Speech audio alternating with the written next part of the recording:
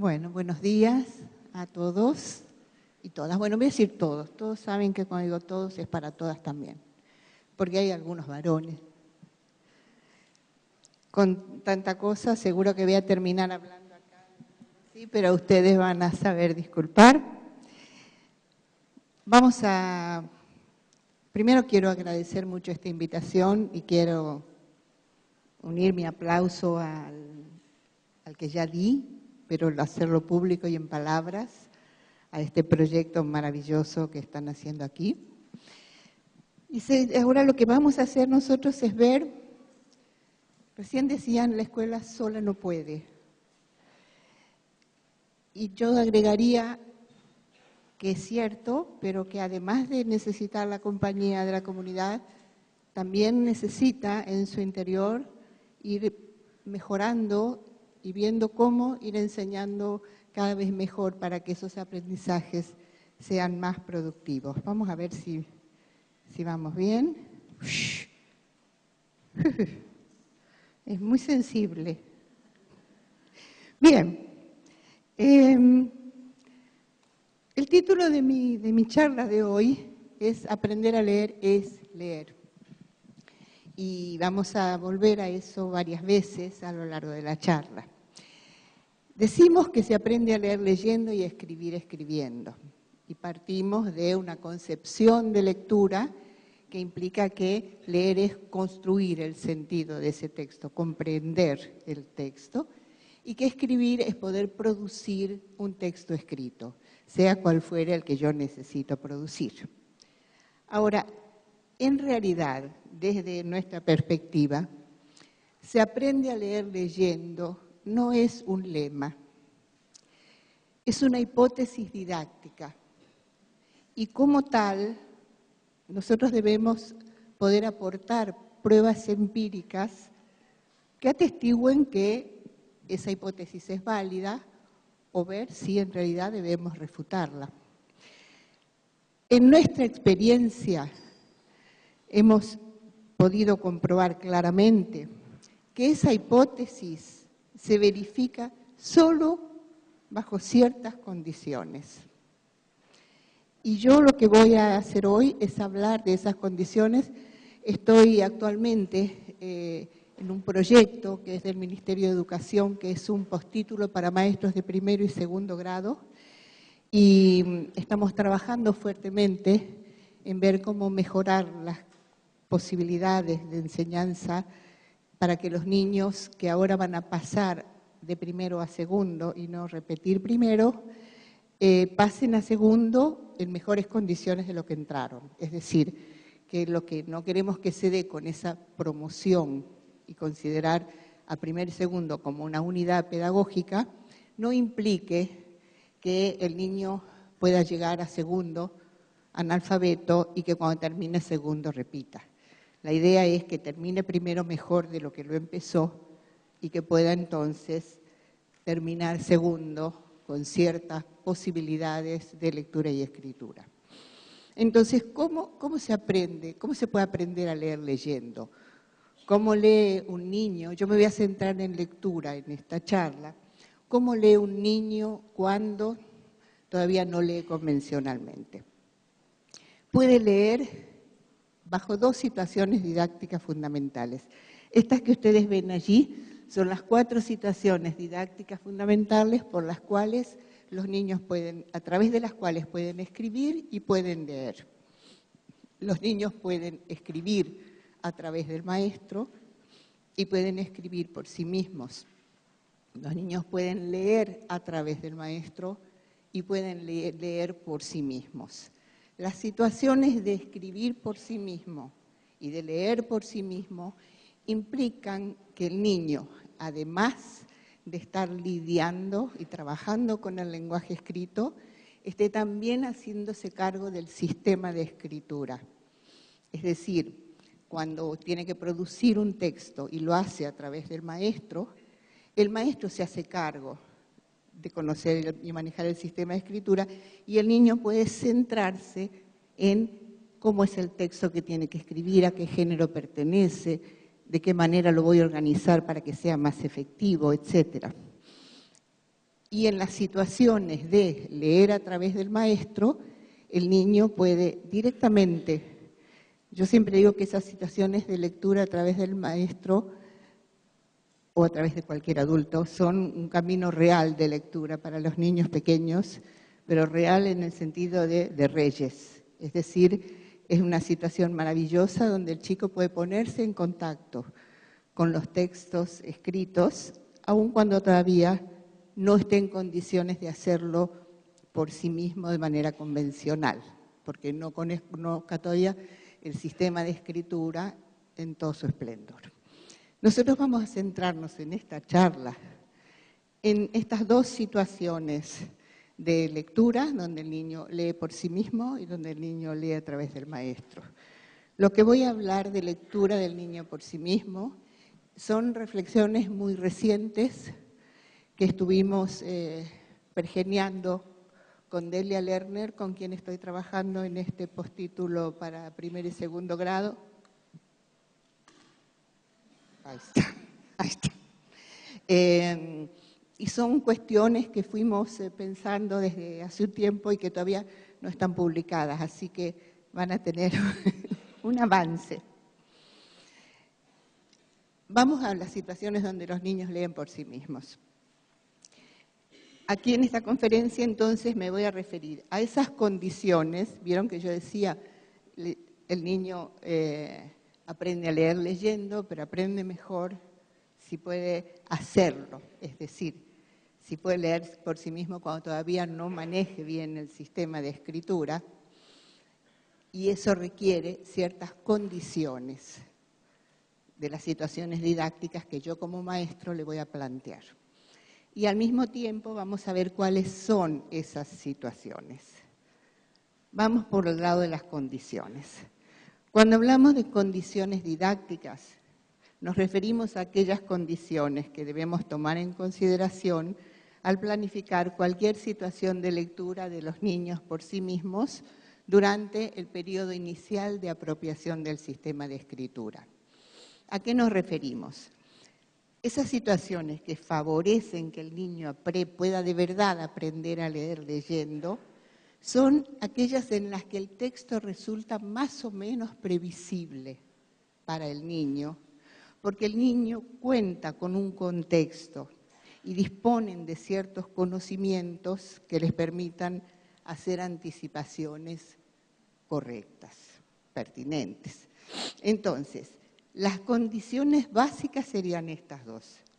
Proveer ese contexto, que pueden ser una imagen, el portador, un contexto lingüístico donde el maestro le diga, ahí dice tal cosa, o lo que hablaba María antes, donde se daban pistas de personajes, yo puedo dar esas pistas y el chico saber que son pistas de un personaje, y cuando sabe de qué personaje por ahí va a poder leer mejor esas pistas, para que empiecen a desarrollar desde temprano estrategias lectoras. Sin ese contexto es imposible predecir lo que está escrito en el texto.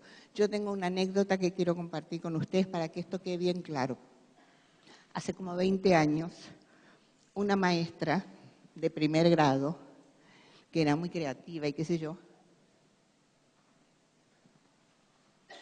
un día yo fui a la escuela y me dice, Ana, estuve haciendo una pavada y no te puedo explicar cómo estaban los chicos de copados y lo bien que salió. Y le digo, ¿qué hiciste? Nada, me dice, yo tengo algunos chicos que ya escriben de manera alfabética y otros que todavía tienen escritura silábica y que todavía no pueden leer convencionalmente. Entonces lo que hacía era, llamaba a 3 que ya sabía que tenían escritura alfabética y los hacía pasar al frente y les pedía que escribieran 3 palabras cualesquiera, que cada uno escribiera una palabra. Entonces ella después llamaba a uno de los chicos que todavía no tenía escritura alfabética y no leía convencionalmente y les decía, a ver, aquí los chicos escribieron frutilla, pepino y pantalón.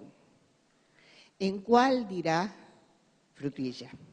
¿O en cuál dirá pepino?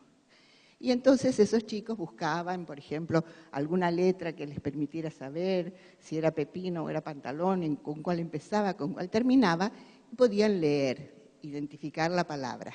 Y con eso, dice, al final se entusiasmaron tanto que seguimos un rato mucho más largo que el que yo pensaba. En ese recreo estaba también otra maestra de primero, que conocía también los niveles de escritura de sus chicos. Pero, como ustedes van a ver ahora, no compartía la concepción de lectura que estamos planteando aquí. Entonces ella dijo, era nueva, y dijo que bueno, lo voy a hacer. Entonces fue a su clase, y cuando nos encontramos después, al rato, en el recreo, la primera maestra le preguntó, ¿y cómo te fue? Horrible, le dijo, horrible. ¿Pero por qué?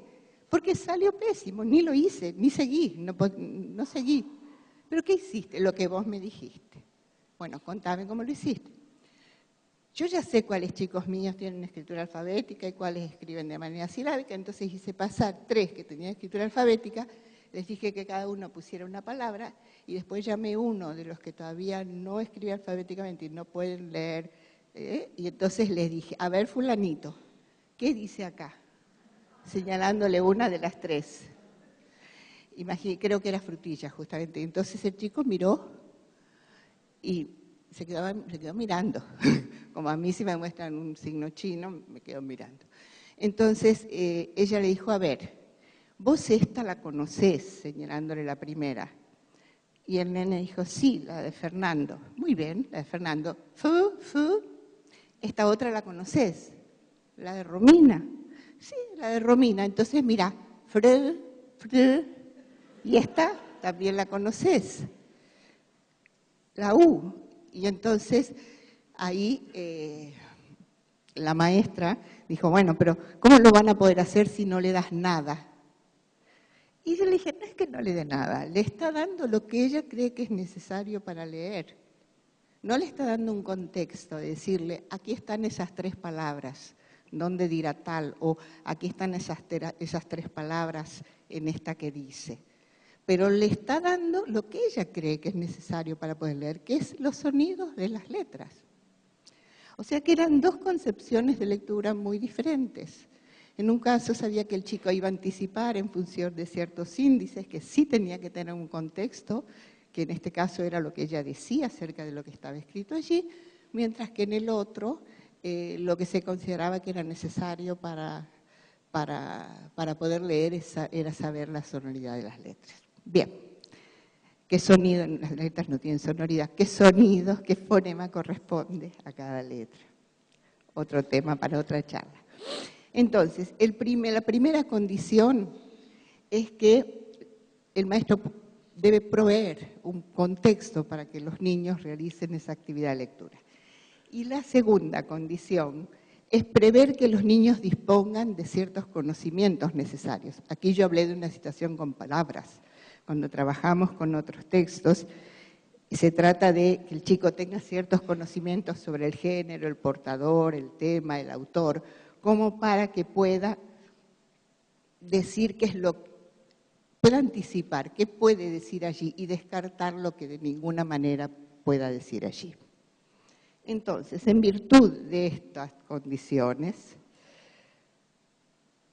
respecto de las situaciones, más allá de respetar estas condiciones, lo que estamos haciendo actualmente con Delia y otras colegas es tratar de ir viendo cómo podemos ir graduando la dificultad de las situaciones a fin de que los chicos puedan ir avanzando de una manera gradual.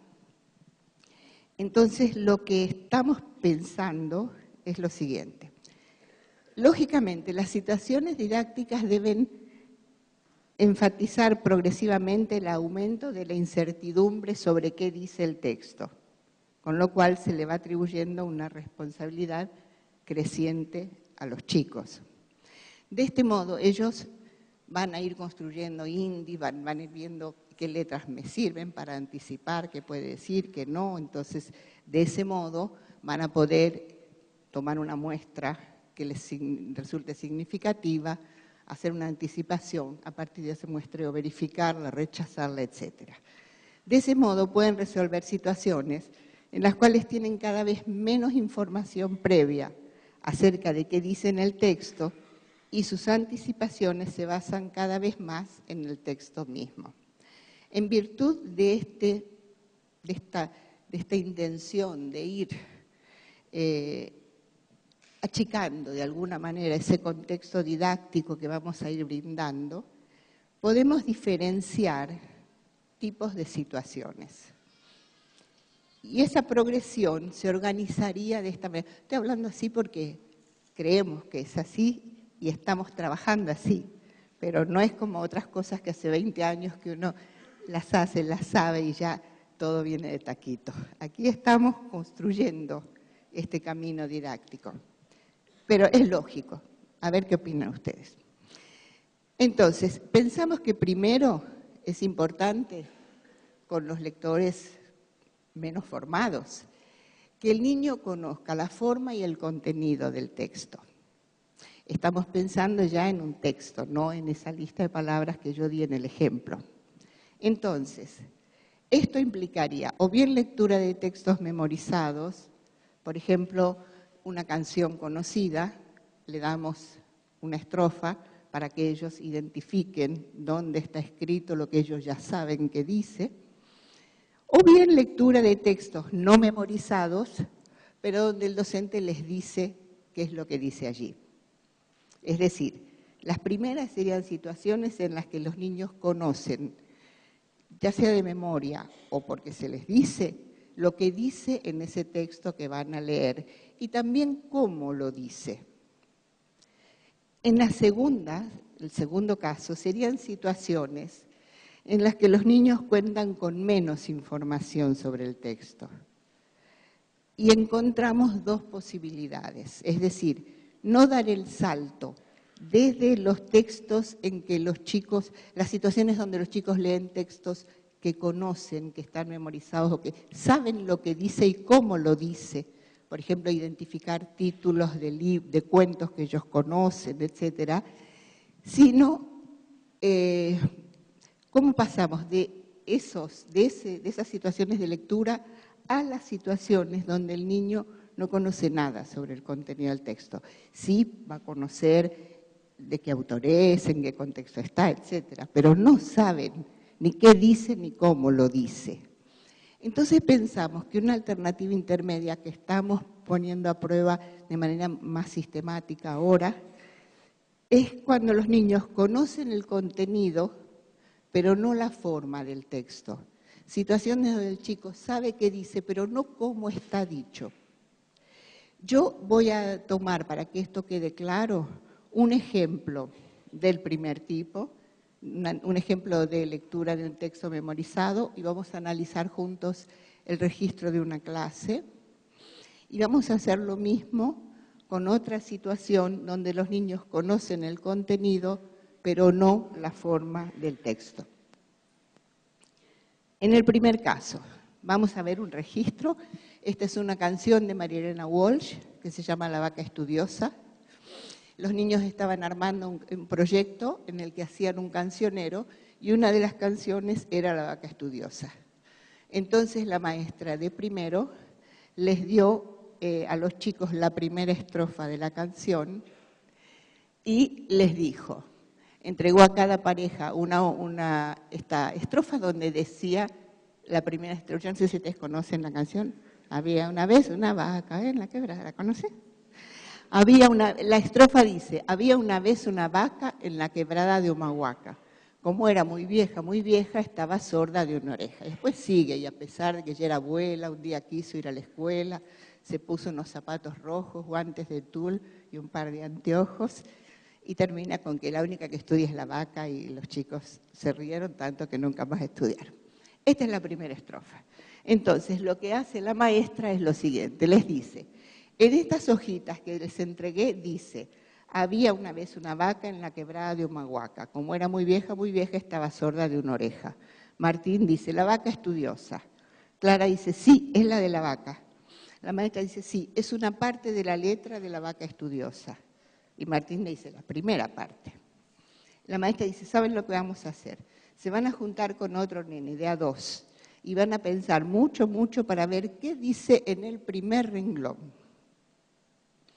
Ahí los nenes armaron parejas, empiezan a discutir qué podía decir, señalaban con los deditos, y la maestra al cabo de unos minutos dice, y ya decidieron qué decía en el primer renglón. Y Tomás, que estaba con Guido, dice, nosotros decimos así, y va diciendo y señalando. Lo que está arriba es el texto, y lo que está abajo es lo que ellos van verbalizando frente al texto. Y entonces, ¿qué dice? Él dice, había una vez una vaca en la quebrada. Siguiendo el ritmo de la canción, iba cada fragmento a un fragmento escrito. Jacqueline dice, no, así no. Y la maestra dice, espera un poquito, Jackie. A ver, Tomás y Guido, ¿cómo sigue la canción? Entonces Tomás continúa diciendo el resto de la letra mientras va señalando las palabras con el mismo criterio anterior. Y dice, de Humahuaca, como era muy vieja, estaba sorda de una oreja. Y ahí sigue. Y a pesar de que, y ahí ya va, hasta lo iba cantando, a pesar de que ella era abuela, y ahí la maestra lo para y dice, no, Tommy. Yo les dije que ahí decía solo, había una vez una vaca en la quebrada de Humahuaca. Como era muy vieja, estaba sorda de una oreja. Dice solo hasta oreja en la hoja. Y Tomás dice, voy a volver a probar. Lo hacen a dúo con Guido, repiten el mismo señalamiento y se sorprenden al advertir que les sobra texto. Jacqueline dice, es que dicen mal, la pena es que esto no se pudo registrar, porque hace otro intento fallido, que no alcanzamos a registrar, pero que tampoco era el correcto. Entonces ahí la maestra dice, vamos a ver, ¿dónde dice oreja? Todos miraron, y entonces, ¿se acuerdan, no? Espera, uy, ya sabía que no iba a estar todo bien.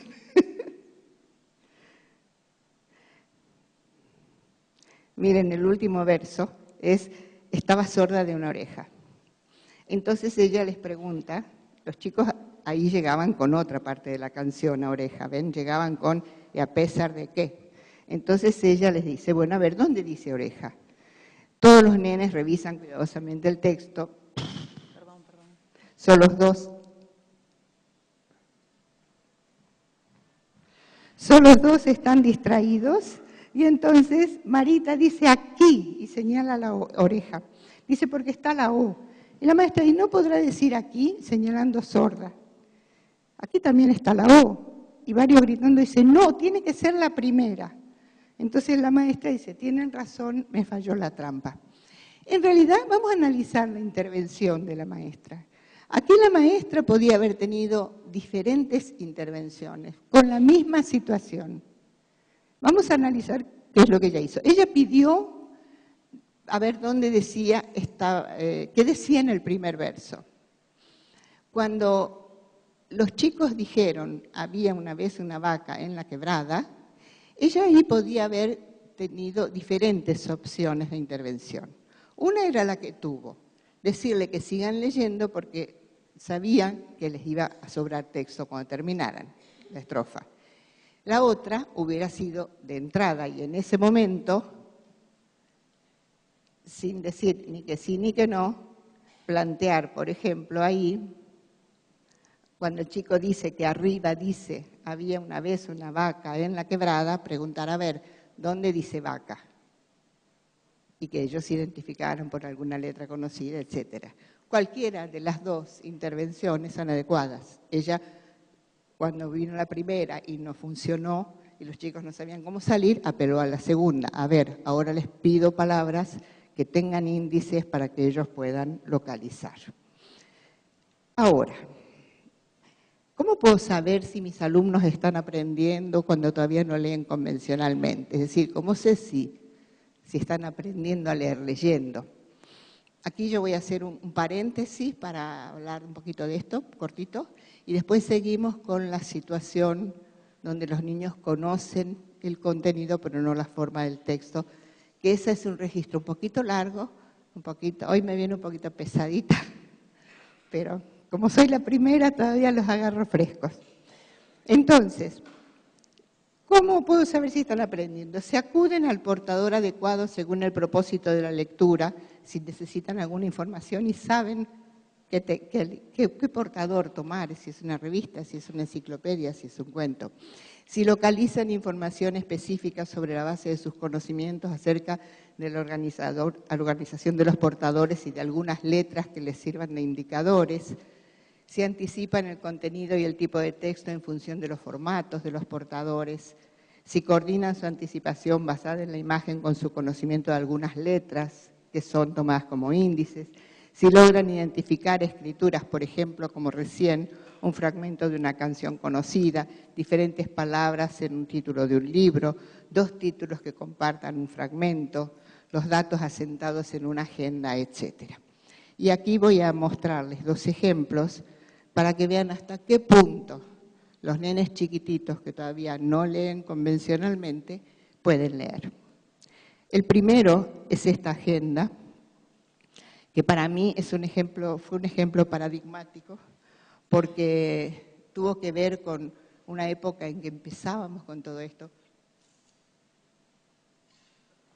Yo digo 20 años para que no se note, pero ya llevamos casi 40, pero no importa. Entonces, este fue un ejemplo de esa primera época, que todavía éramos un bichos más raros y estaba todo muy difícil. Y esto es fue un video que hicieron en la Escola Dávila, en Brasil, y que una colega, Thelma Weiss, había traído a Buenos Aires para compartir con otros. Y nos juntamos a verlo, y había que ya estaban estas cosas y otras que no. Entonces, la maestra estaba sentada, tenía esta agenda, y les preguntó a los chiquitos de 5 años, ¿qué cuento tengo que leer hoy? Los chicos fueron todos a la agenda que estaba en la pared, miraron, son otros títulos, pero la situación fue así. Entonces dijeron lunes, martes, miércoles, jueves, aquí. Primero localizaron el día. Y luego dijeron, miraron al lado y dijeron, con E. Uno dijo, será el Principito. Y otro dijo, no, porque ya lo leímos. Y entonces, ¿cuál? Hasta que otro dijo, entonces el traje del emperador. Se fueron a la biblioteca, lo buscaron, porque los conocen por el color, por la ilustración, por todo. Lo trajeron, lo cotejaron y dijeron, sí, es este. Se lo dieron a la maestra y se sentaron en el suelo para escuchar. Y lo que es interesante es esto. Una directora de jardín que estaba con nosotros dijo, bueno, pero eso no es leer. Eso es adivinar. Y depende qué concepción de lectura uno tenga, eso es leer o no es leer. Pero lo que ella no pudo refutar fue lo siguiente. A estos nenes nadie hubiera podido engañarlos por ser analfabetos. Nadie podía haberles dicho, no, hoy toca la Cenicienta. Porque los chicos identificaron el día en virtud de conocer el orden de los días de la semana, identificaron el día, identificaron el título, lo cotejaron con el libro. Nadie podía decirles, no, te tengo que leer otro. Porque ellos, a su manera, leyeron esta agenda. Y vamos a ver otro ejemplo que a mí también me encanta y que tuvo lugar también hace 1000 años, con la misma maestra que hizo lo de la vaca estudiosa.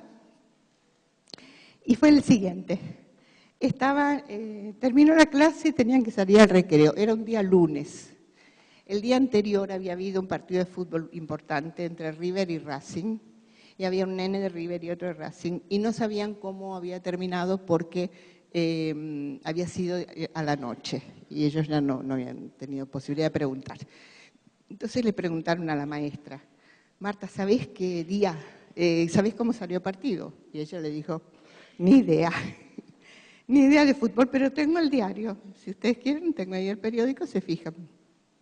Salieron todos al recreo y estos 2 chiquititos, principio de primer grado, se quedaron, agarraron el diario, ninguno de los 2 leía convencionalmente y los 2 escribían de manera silábica. Agarraron el diario, yo por supuesto que no me fui al recreo con los demás, así que me quedé mirándolos. Agarraron la parte de deportes, buscaron por las fotos dónde estaba el partido, identificaron las camisetas e identificaron abajo el cuadrito que viene con los resultados y esas son las calificaciones que les ponen a los jugadores.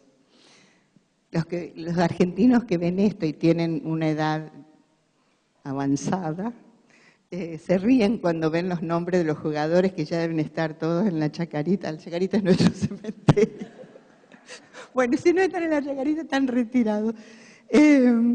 Entonces, el de Racing miró y dijo, mira, la de Racing es esta, y señalaba River, ¿no? Esta es la de Racing, y dice, Racing 2, quiere decir que River 1, así que ganamos nosotros. Y el otro se quedó mirando, estaba un poco compungido, pero no se fue, siguió mirando, y de repente le dice, espera, mira. Y el otro dice, ¿qué? Entonces le dice, decime una cosa, Racing, ¿tiene una E? Y el tipo mira, dice, Racing, y no. Le dice, entonces, y él le dice, ¿y Racing tiene A? Y el otro miraba al lado. Y le dijo, y sí. Bueno, le dijo, entonces ya viste, Racing 1, River 2, ganamos nosotros y se fue al recreo. Leyeron, pudieron leer, pudieron saber, pudieron discutir, cada uno pudo defender su postura hasta que el que no había usado los índices correctos porque se quedó en la primera, tuvo que dar la razón. Resultado, están aprendiendo a leer leyendo. Vamos ahora a las más complicadas. Las situaciones didácticas, ¿estoy bien? Las situaciones didácticas, yo empecé un poquitito más tarde. Las situaciones didácticas van enfatizando progresivamente el aumento de la incertidumbre sobre qué dice en el texto. Y aquí nosotros encontramos una alternativa muy linda para trabajar con los chicos, que es la siguiente. Aquí, no justo. Situaciones en las que los niños cuentan con menos información sobre el texto. Y vamos a elegir esta donde los niños conocen el contenido, pero no la forma del texto. Lo que yo les decía es lo siguiente. Encontramos una situación de ir mechando lectura a través del maestro con lectura por sí mismos, aún en casos en que no todos tienen el libro. Y nos resultó muy buena, y una de ellas es el ejemplo que ustedes van a ver aquí. En este caso, elegimos la siguiente situación. La maestra leyó el cuento de Caperucita, les había leído el cuento de Caperucita. Entonces lo que nosotros hicimos fue tomar un fragmento del cuento, que es el primer diálogo entre Caperucita y el lobo. No es un diálogo canónico que conozcan de memoria, como abuelita, ¿qué orejas tan grandes tienes para oírte mejor? Abuelita, no es ese. Es cuando Caperucita se encuentra con el lobo y que los chicos saben que ahí lo que se dicen es que la nena le dice que va a la casa de su abuelita y el lobo le dice que vaya por el otro camino, por el camino más corto y la manda por el más largo. Pero no saben cómo eso está escrito. Entonces, lo que nosotros hacemos es lo siguiente. La maestra tiene el libro, pero nosotros tomamos un pedacito del texto, lo copiamos y se los damos a todos por parejas para que podamos ir haciendo lectura compartida, es decir, parte de lectura a través del maestro y pedacitos como este, donde generalmente son diálogos, donde pueden anticipar algo sobre qué está, qué sé yo qué, pero no saben exactamente cómo está, y se los damos para que cada uno tenga el texto en sus manos y pueda discutir con un compañero. Entonces, para eso no necesitamos que todos tengan el libro, basta con que el maestro tenga un libro y tome fragmentitos y se los dé para que discutan y luego van viendo. Aquí el diálogo era el siguiente. Decía, buenos días, hermosa niña, ¿dónde vas? Voy a casa de mi abuelita que vive del otro lado del bosque. Le llevo estas frutas y pastelitos porque está enferma. Si quieres, jugaremos una carrera. Tú irás por ese camino que es el más corto y yo iré por el camino más largo. Entonces, aquí está muy chiquitito, no lo van a alcanzar a ver, apenas lo voy a ver yo aquí, pero si no puedo compartirlo todo, por lo menos vamos a compartir partes de este, porque además a mí me gustan muchísimo las intervenciones de esta maestra, que es Adriana Gallo, una colega nuestra muy querida, y que tuvo este diálogo con una de las niñas. Entonces la maestra, la niña se llama Ámbar, la maestra le señala el primer parlamento y le dice, en esta parte habla el lobo, ¿quién te parece que hablará aquí? Señalándole el segundo parlamento. Entonces, ustedes tienen a la izquierda el registro de clase y a la derecha tienen la interpretación que nosotros fuimos haciendo de algunas intervenciones. Entonces, al hacer notar cuál es el personaje que habla en cada caso, la docente aporta elementos para favorecer la anticipación de lo que dice cada uno. Y la nena dice acá Caperucita. Y acá la maestra señala el último parlamento, la nena dice el lobo, y ella dice así es. En la primera parte el lobo le habla a Caperucita, después contesta a Caperucita y al final vuelve a ver el lobo, señalando cada parte. Ella valida la respuesta de su alumna y recapitula lo ya dicho para enfatizar que es necesario tomar en cuenta quién es el hablante en cada caso. Y le dice, ahora vas a tomarte un ratito para leer qué empieza a decir el lobo en este pedacito de texto. Y le acota un pedacito mucho más corto que es, buenos días, hermosa niña, ¿a dónde vas? La niña se apura y dice, buenos días, Caperucita, señalando, buenos días, hermosa niña. La maestra le dice, ¿dónde dice Caperucita? Aquí es interesante porque la maestra pide que la niña verifique la parte de la anticipación que no se corresponde con el texto, pero seguramente porque sabe que ella ya está en condiciones de tomar los indicios de la escritura para descartarla. Entonces, la nena busca en el texto repitiendo Caperucita y dice, no dice, decía hermosa niña. Entonces ella le dice a la maestra, ¿qué dirá entonces? No sé. La maestra dice, a ver, acá, ¿en a dónde vas? El lobo le pregunta algo a Caperucita. Trata de leer qué le pregunta. Entonces, en lugar de insistir con la parte en que la niña no encuentra indicios para efectuar una anticipación, la maestra señala el fragmento siguiente, que es más anticipable a partir del conocimiento del cuento, y además le ofrece una pista al indicar que es una pregunta. Y la nena le dice, ¿que vaya por el camino más corto? Ella venía con su idea. No, dice, acá está preguntando, y vuelve a señalar el texto. Fíjate si alguna letra te ayuda a leer qué pregunta. Además de recordarle que es una pregunta, explicita una estrategia lectora al pedir a su alumna que localice indicios que le ayuden a anticipar. Es decir, lo que ella va haciendo todo el tiempo es oscilar entre las dos estrategias que es bueno que estén equilibradas. La anticipación y la verificación de esa anticipación a partir de algún dato que el texto aporte para que no se convierta de verdad en adivinación. Yo no voy a poder desarrollar toda la clase con ustedes porque acá ya me están haciendo unos gestos, pero voy a comentar dos solas. A ver, dos cositas solas. Miren, una es... y tiene que ver, bueno, las intervenciones ya les dije en qué consisten. Yo quiero decirles algo que dice Ámbar y que me pareció maravilloso. Al final le dice, le llevo estas frutas y pastelitos porque está enferma, que le dice Caperucita al lobo. Entonces la maestra le dice, ¿te acordás qué le llevaba la abuelita? Ella dice, comida y flores.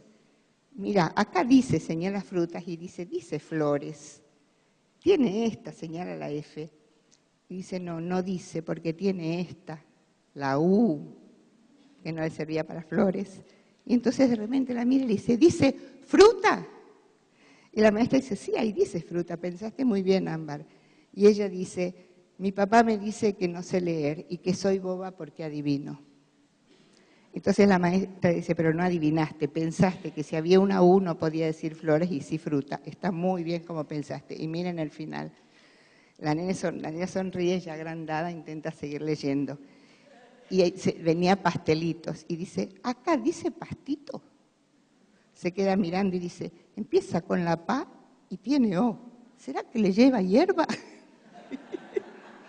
Pastito, hierba. Y la maestra le dice, mira, también tiene esta, y le señala la E.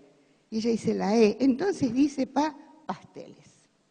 Bien, entonces, en la medida en que los niños vayan resolviendo problemas en situaciones de creciente incertidumbre acerca de lo que está escrito y puedan prescindir de datos contextuales provistos por la enseñanza, dejarán de necesitar que las situaciones didácticas dispongan los medios para que el texto resulte previsible y pueda ser explorado. Los pequeños no dependerán ya para leer por sí mismos de las condiciones didácticas, podrán leer también en cualquier situación extraescolar. Y en ese momento habrán dado un paso fundamental hacia su autonomía como lectores. Ahora yo quiero hacer un acuerdo, ustedes disculpen, porque si no, no puedo organizar. Yo tenía 1 hora para hablar. Uso la hora. ¿Ustedes prefieren que dejen una parte de la conferencia para hacer preguntas? ¿O qué? Es el pueblo habla, no yo. Es que es tan lindo esto, miren. En todo caso, después si alguien desesperadamente tiene una duda, nos vemos ahí afuera. Te espero a la salida. Bien, los niños leen a través del maestro. Y aquí, ustedes ya saben de qué hablamos. Miren lo que dice Alberto Mangel. Mangel es un escritor que cuando vivió en la Argentina de joven y que fue lector de Borges cuando él trabajaba en una librería cuando era jovencito y Borges le pidió que fuera a leerle a su casa. Y durante 2 años él iba todas las tardes, 2 horas, a leerle a Borges. Y miren lo que dice de leer a través de otro. Leer en voz alta a aquel escritor ciego era una experiencia curiosa, porque si bien yo me sentía con algún esfuerzo en control del tono y el ritmo de la lectura, era sin embargo Borges, el oyente, quien se convertía en amo del texto. Borges elegía el libro, Borges hacía que me detuviera o me pedía que continuara, Borges me interrumpía para hacer un comentario, Borges permitía que las palabras llegaran hasta él. Yo era invisible.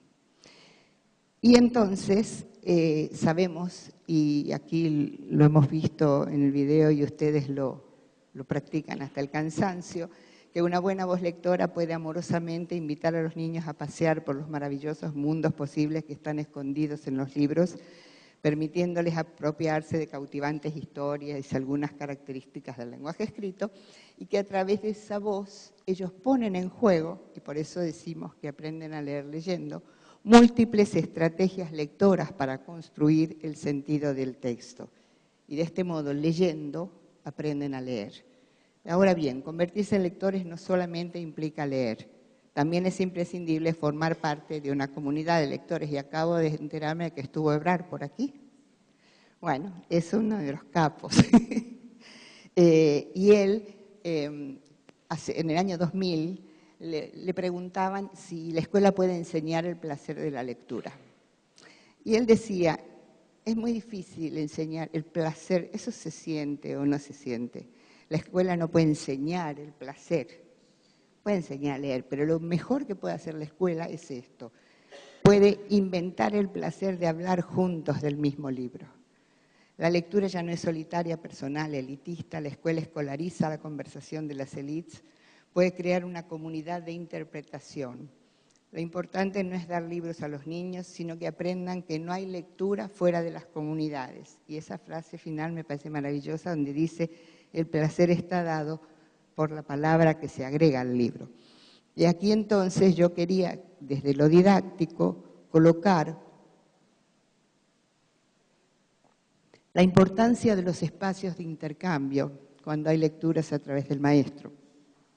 Y voy a compartir con ustedes un intercambio muy cortito con un grupo de niños de 6 años a los que la maestra les había leído El traje del emperador. Miren qué bonito. La docente, ¿qué quiere decir que cuando iba al teatro no iba al teatro y cuando paseaba no paseaba? Todo el mundo conoce el traje del emperador, ¿no? Con los tejedores, estafadores que hacían una tela invisible que solo podían ver los inteligentes y que finalmente el niño dice, el emperador está desnudo. Bien. Un chico dice, pero sí iba al teatro. La maestra dice, sí, así es, pero acá dice, cuando iba al teatro no iba al teatro y cuando paseaba no paseaba. A mí me parece que había algo que le importaba más que el teatro o cualquier paseo. Y un niño dice, mostrar la ropa. Era como modelo. Y otro dice, pero era gordo. Pero igual, andaba todo así, mostrando la ropa linda. La maestra dice, por eso cuando iba al teatro no iba al teatro, porque en realidad, y los niños dicen, salía para mostrar la ropa, para mostrar lo lindo que estaba. La maestra dice, sí, eso le importaba mucho. Y también le importaba parecer muy inteligente, no quería que nadie pensara que era tonto. Pero lo engañaron a él y a toda su corte. Un niño dice, por engrupido. La maestra dice, quiero que nos detengamos en esto. El emperador, el sabio ministro, el gran chambelán y todas las otras personas de la corte, ¿sabían o no sabían que los tejedores mentían? Todos hablan a la vez. Uno dice, sabían, otros no sabían, otros desconfiaban, no sabían. Entonces, otro dice, sabían pero no querían decir. Y la maestra dice, ¿cuándo se dio cuenta el emperador de que los tejedores mentían? Y los niños dicen, así del todo, al final recién. Y ahora, si me lo permiten, si me lo vas a permitir.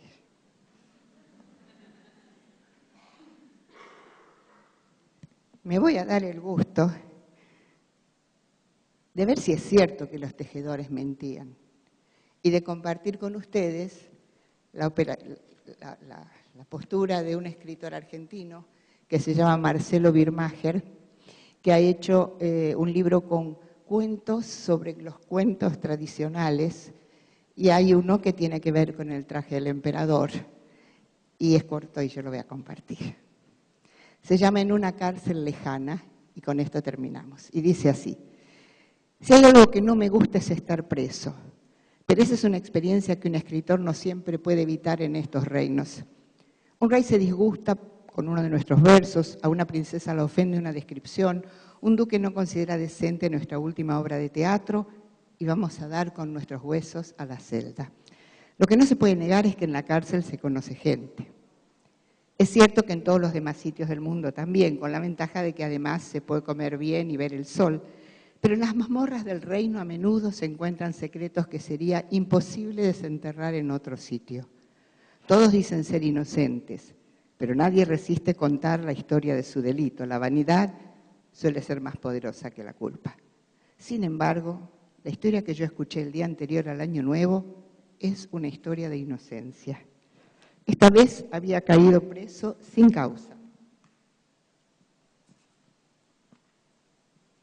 Alguien había escrito un panfleto contra el rey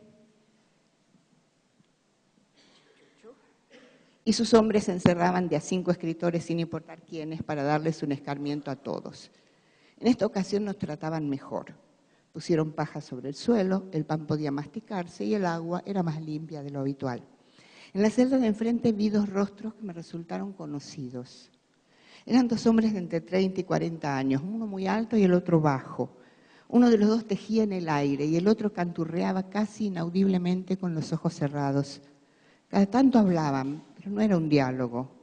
Uno decía una frase y el segundo otra, sin ninguna relación con la primera. Tampoco era fácil descifrar cada frase en sí misma, parecían completamente extraviados.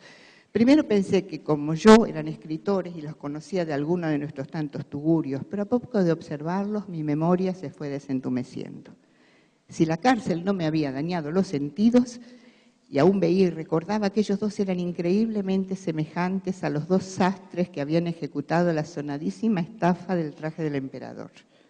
No pude dejar de reírme sin hablarles, y de mirarlos admirado y perplejo mientras recordaba el comentado suceso. Cómo le habían hecho creer al emperador, su corte y a todo un pueblo que le habían tejido un traje con los materiales más caros del mundo, con una particularidad única, solo podían ver el traje los más inteligentes. Y como era de esperar, todos fingieron ver el traje hasta último momento, mientras el emperador depositaba toneladas de dinero en las manos de los 2 pillos, hasta que durante el desfile de presentación del traje un niño gritó, el emperador está desnudo. Y los hombres del pueblo, los de la corte y hasta el propio emperador no tuvieron más remedio que aceptar que habían sido engañados. Sí, Esa sí era una historia, una como aquellas que yo nunca podría escribir, pero al menos tenía el privilegio de estar viendo en la celda de enfrente, cara a cara, a los dos pillos más famosos de los últimos tiempos. ¡Ey!, le grité al que parecía tejer. ¿Es que no has escarmentado? ¿Sigues tejiendo en el aire? Deja eso de una vez, ya te han descubierto. ¿Te parece que esto es un tejido de aire?, me preguntó el pillo mostrándome sus dos manos extendidas, y debo decir que tuve que apoyar mi espalda contra la pared porque ya me caía. Entre las dos manos del sastre, porque ahora debo llamarlo sastre, vi un tejido de oro y plata, una especie de gargantilla majestuosa y original como nunca antes había visto. Parecía estar hecha de materiales desconocidos y más valiosos que todos los conocidos. Esa noche no pude dormir, no solo porque en prisión siempre sufro de insomnio y la horrible sopa no ayuda, sino por el tejido que me había mostrado aquel hombre. En un instante en sus manos no había nada, tejía en el aire y de pronto me había mostrado las manos y había parecido un tejido, y qué tejido, digno de un rey o de un emperador. ¡Hey, amigos!, le grité. ¿Qué ocurre?, me preguntó el que había dormitado mientras el otro tejía la nada. Lo que hicieron hoy a la tarde, ¿es un truco de magia o qué?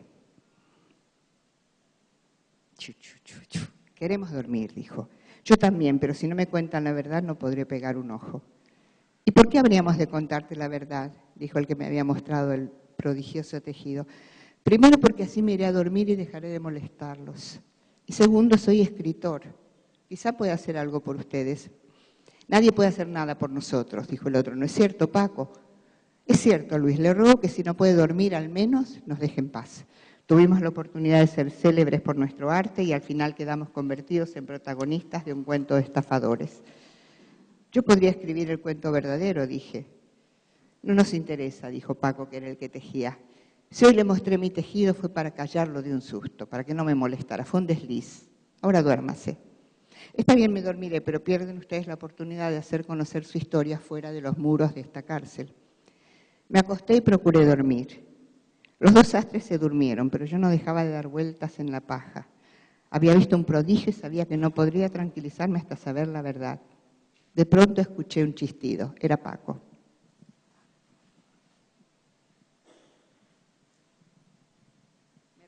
Me resulta insoportable escucharlo dar vueltas en su celda. Lo siento, dije, es mi sed de verdad. Tómese un vaso de agua, llame al carcelero. Ni se paga con agua mi sed, ni podemos pedirle al carcelero que nos traiga un vaso de verdad. Cuénteme su historia y durmamos los dos en paz. Con tal de que usted se quede quieto, creo que le contaré la historia entera de la creación del mundo. Pero me promete que no le dirá nada a Luis si le cuento acerca de lo que ocurrió con mi tejido y el emperador. Se lo prometo. Pues bien, a ver, nuestros tejidos tienen efectivamente esa particularidad. Solo pueden ser vistos por los más inteligentes. Si usted no es lo suficientemente inteligente, no puede ver nuestros tejidos. La triste verdad es que en los dominios de ese emperador la mayoría de los habitantes eran tontos y los pocos que no lo eran no eran lo suficientemente inteligentes, incluidos el emperador y su corte. De modo que ninguno veía nuestros tejidos, pero no porque los tejidos no existieran, sino porque efectivamente eran tontos o no tan inteligentes. Como ningún hombre de la corte y el emperador menos que menos quería revelar su ineptitud, todos fingían ver el traje nuevo del emperador. Y nosotros les creíamos. Créame, querido señor, que nosotros, Luis y yo, éramos los crédulos. ¿Cómo podíamos saber que todos nos estaban mintiendo, hasta el propio emperador? Seguimos trabajando como si todo marchara viento en popa, hasta que el día del desfile nos encontramos con el único habitante inteligente del pueblo, un niño. Él fue el único que vio el traje del emperador y el primero que gritó: el emperador está desnudo. Luego todos los demás que en verdad no veían el traje se hicieron eco de la revelación del niño, hasta que el propio emperador terminó por admitir que nunca había visto el traje. Pero eso no significaba que el traje no existiera, solo que ninguno de ellos, salvo el niño, era lo suficientemente listo como para verlo. No sabe lo que trabajé, las veces que me pinché, el empeño que puse en vestir al emperador para ese desfile. ¿Y por qué el niño gritó que el emperador estaba desnudo si veía el traje? Ese fue el verdadero pillo de la historia, el niño. Él sabía que nadie veía el traje, salvo él. Si gritaba que el emperador estaba desnudo, el pueblo lo aclamaría como un héroe. El propio emperador lo recompensaría y quedaría para siempre en los libros de historia. Y punto por punto eso fue lo que ocurrió. Los habitantes del pueblo lo aclamaron como a un héroe. El emperador le regaló un tesoro y los escritores lo convirtieron en protagonista de sus moralejas. Pero Luis y yo sabemos que no siempre los más inteligentes son los más buenos, ahora lo sabemos. Y también sabemos para siempre que nosotros somos dos sastres honestos y totalmente inocentes. Medité unos minutos antes de responder. Se ha ganado el derecho a que lo deje dormir en paz. Y no le contaré nada a su amigo acerca de que usted me ha revelado vuestro gran secreto. Pero permítame una última pregunta. ¿Cómo sé que usted no me está mintiendo para que yo escriba una historia totalmente distinta a la que se conoce? No le alcanzó con ver el tejido que elaboré por la tarde. Usted es un hombre inteligente, pudo verlo. Y para serle totalmente sincero, el único motivo por el que le conté la historia es porque usted vio el tejido. ¿Qué otra prueba precisa? Usted pudo haberme engañado con un truco de magia, con una simple ilusión. He visto muchos hechiceros lograr colores parecidos y no duran más de un segundo. Necesito más pruebas para confirmar la veracidad de sus dichos. El sastre Paco hizo un gesto de desgano con la cabeza. Es muy tarde y me quiero ir a dormir. Si me cree bien, y si no, dormiré también. No hay mayores pruebas para distinguir la verdad de la mentira. Como con mis tejidos, no importa cuántas pruebas uno presente, solo los más inteligentes pueden descubrir la verdad tal cual es.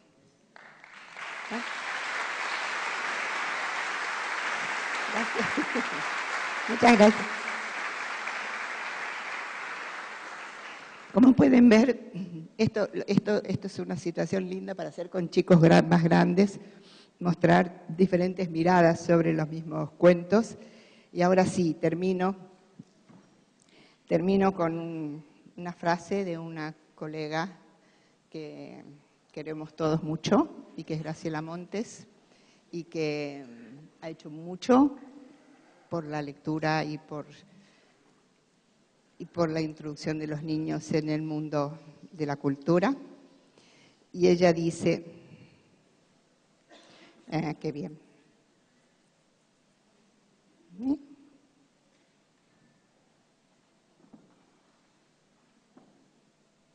Esta. Ella dice, el cuento triunfa y también educa en un sentido profundo cuando satisface necesidades vitales, porque ayuda al niño a vivir, porque le cuenta la vida, con tintas de maravilla, es cierto, pero remitiéndose siempre a las situaciones más crudas y elementales. Estar solo, ser chiquito, sentirse desprotegido, sufrir injusticias y querer sobrevivir. Y eso es lo que ustedes están haciendo con su programa. Muchas gracias.